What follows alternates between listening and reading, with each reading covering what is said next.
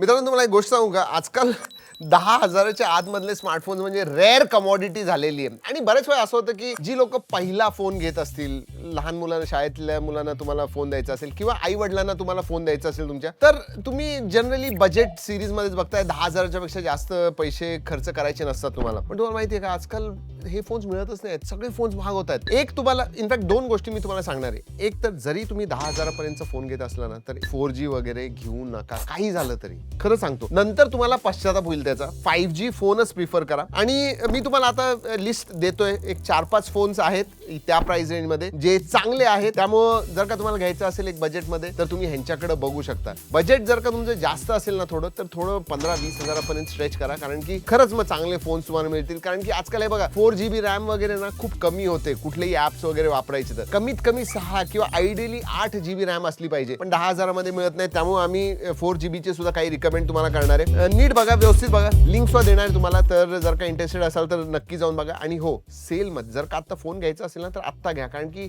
ह्याचे प्राइजेस अजूनही वाढणार आहेत, हे लक्षात ठेवा. चला सांगतो तुम्हाला, पण त्याआधी मित्रांनो, जर का पहिल्यांदा आला असाल तर सबस्क्राईब आणि बेल आयकन. सगळ्यात आधी जे बेंचमार्क्स आहेत, कमीत कमी 5G असलाच पाहिजे, 5000 mAh ची बॅटरी असलीच पाहिजे, 120 हर्ट्ज स्क्रीन असली तर चांगलं, पण म्हणजे 90 हर्ट्ज असली ठीक आहे, पण 120 हर्ट्ज म्हणजे थोडा स्मूथ वाटेल तुम्हाला. 120 हर्ट्ज स्क्रीन पाहिजे आणि फुल HD डिस्प्ले प्रिफर करा.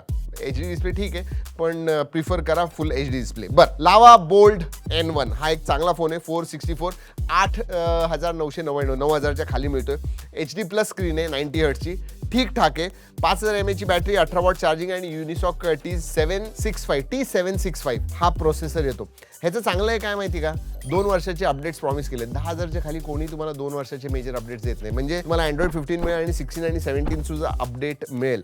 बजेट टाईट असेल तर ह्याच्याकडे बघू शकता. नाहीतर मग AI प्लस नोवा, आजकाल ह्यांची खूप चर्चा चालली आहे. AI प्लस नोवा 2 5G हा बघू शकता. ह्याच्यामध्ये युनिसॉक T8200 प्रोसेसर येतो. परफॉर्मन्स ठीकठाक आहे. 50 मेगापिक्सेलचा प्रायमरी सेन्सर आहे, 8 मेगापिक्सेलचा सेल्फी आहे. पण चांगली गोष्ट ही, बोल्डमध्ये तुम्हाला 4GB रॅम मिळतं. ह्याच्यामध्ये 6GB LPDDR4X रॅम टाईप मिळतं आणि 128GB स्टोरेज मिळतं. तर I think from that perspective, storage, RAM आणि इव्हन जर का प्रोसेसर म्हटलं तर ठीकठाक आहे, बघू शकता. ओव्हरऑल एक चांगला फोन आहे. त्याच्यानंतर जर का तुम्हाला चांगला डिस्प्ले पाहिजे असेल, ब्राईट डिस्प्ले पाहिजे असेल, मल्टीमीडिया तुम्ही भरपूर बघत असाल, तर iQOO Z10 Lite 5G, 4GB RAM आणि 128GB स्टोरेज आहे. तर स्टोरेज चांगलं आहे. 4GB रॅम थोडी कमी आहे, बट स्टील 11,000पर्यंत तुम्हाला हा मिळू शकतो. 10, 10.5, 11,000 ऑफर्सच्या बरोबर. 6.74 इंचचा HD plus LCD, 1000 nits brightness आहे, तर ब्राईट आहे. आणि ह्याचा जो प्रोसेसर आहे तो सुद्धा चांगला आहे. Dimensity 6300 आहे, ज्याचा अंतुर स्कोर 4,30,000 4,40,000 पर्यंत येतो, विच इज एक्सलंट माझ्या हिशोबाने. ह्याच्यामध्ये सुद्धा 2 वर्षाचे अपडेट्स आहेत आणि 6000 mAh ची बॅटरी मिळते, म्हणजे बॅटरी सुद्धा चांगली आहे. तर परफॉर्मन्स, बॅटरी, डिस्प्ले या तिन्ही बाबतीत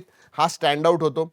डेफिनेटली तुम्ही ह्याच्याकडे बघू शकता. आणि त्याच्यानंतर लावा स्ट्रॉम प्ले 5G. परफॉर्मन्स सगळ्यात जास्त महत्वाचा असेल तर तुम्ही डेफिनेटली ह्याच्याकडे बघू शकता, कारण की Dimensity 7060 हा प्रोसेसर येतो, ज्याचा अंतुर स्कोर 5 लाखाच्या वरती आहे. LPDDR5 रॅम टाईप येते आणि UFS 3.1. ह्या प्राइस रेंजमध्ये कुठलाही दुसरा मिळत नाही. आणि याच्यामध्ये 6GB रॅम आणि 128GB स्टोरेज आहे 10,500ला. प्राइस टू परफॉर्मन्स रेशिओ ह्या फोनचा सगळ्यात बेस्ट आहे. तेवढंच नाही, OS मध्ये सुद्धा क्लीन UI मिळतं. तर तुम्हाला क्लीन UI पाहिजे, सगळ्यात चांगला परफॉर्मन्स पाहिजे, तर मी तुम्हाला लावा स्ट्रॉम प्ले 5G हा नक्की रिकमेंड करेन.